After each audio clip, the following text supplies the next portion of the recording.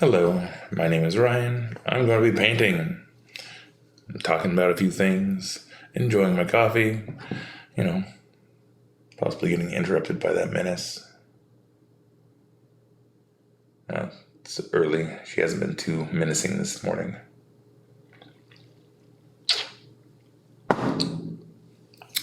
Anywho, I am kind of at a standstill on the project I want to be working on, which is that skateboard. And I already finished that one, which, loving that one. I'm going to be digging out my good camera. That's better. Digging out my good camera soon and documenting these things and starting to craft a website. More of a portfolio. If anybody's interested, just feel free to hit me up, but I'm not really itching to sell any of this shit. Other than to just get it out of my place. Starting to run out of space. Anyway.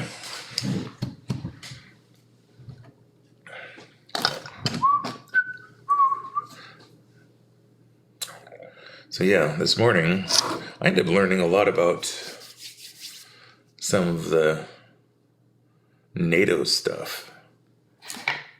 So there's this content creator that I enjoy to catch up on like the Ukraine stuff and just combat things happening. But specifically the Ukraine one. His channel is Combat Veteran Reacts. And don't quote me on it, but it's my understanding he is, combat veteran who has also volunteered and has been on the front lines in the Ukraine-Russia conflict, war, whatever you want to call it. Because, let's face it, it is crazy-ass war. Sometimes I just like to use different words. Anyway,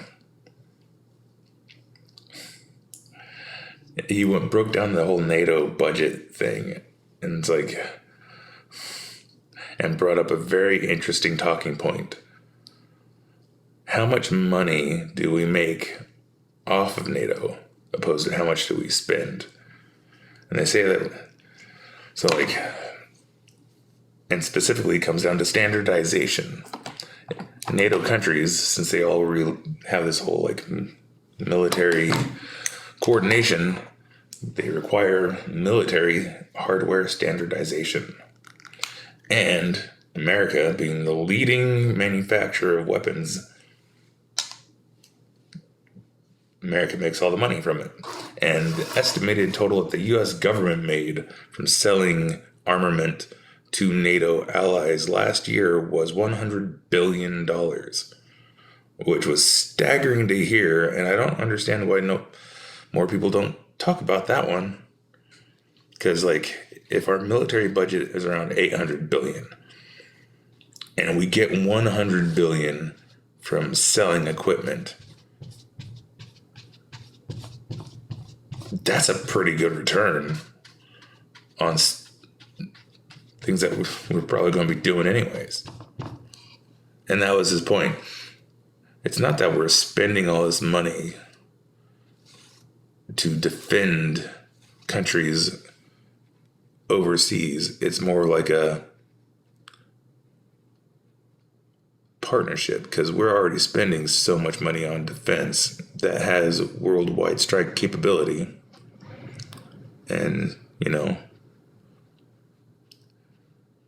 but you're like, hey, can you help us out in case something goes wrong? Sure, because we already got our weapons. It's basically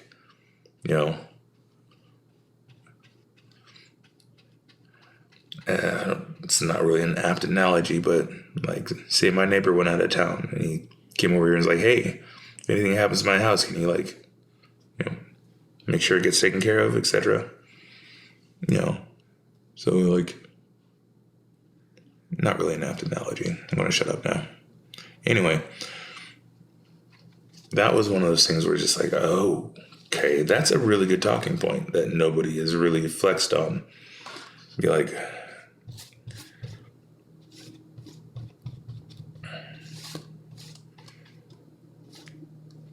and then also, since was somebody who's actually on the front lines in Ukraine, can see the weapons that were going in, and currently in contact with soldiers on the front lines, getting pictures of the weapons that are coming in, he can sit there and tell you, like, okay, this is a 30-year-old device that's going to get decommissioned. This is a 20-year-old device from Afghanistan. This is a, and you go like, okay, how much politicking is going on versus the reality of the budgets?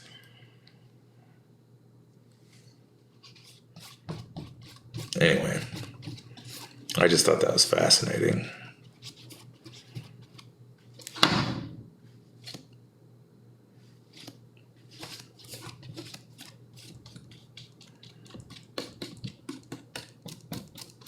And he also goes into like the whole Russian agenda to destabilize the West and how it's obvious that that's what they're doing. And I mean, it doesn't take a genius to figure that one out.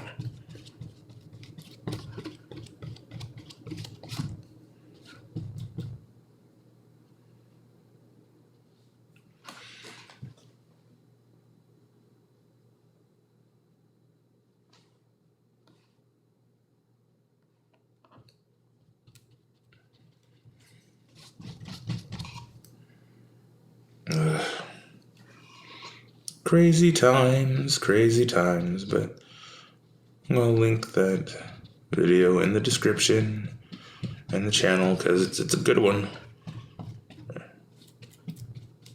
If you want to keep up to date with that stuff to some degree.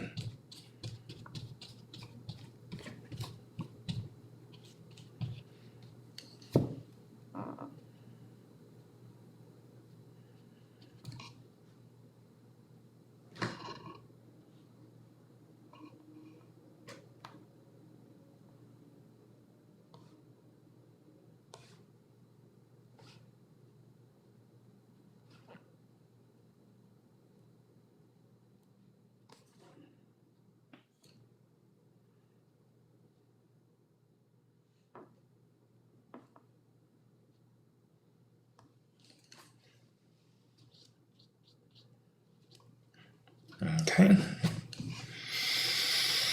It's a nice one. Alright, I'm going to stop there because I don't have anything else to say. Plus, my foot's starting to feel all weird sitting in this position. Huh. Did it get turned off? No, it's still recording. Sorry, I observed my canvas being on top of my keyboard. I didn't realize it.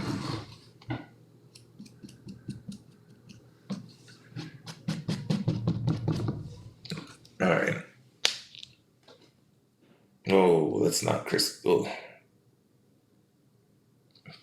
Okay, can't do that yet. That is not a straight line. Not a straight line, or at least not straight enough for me.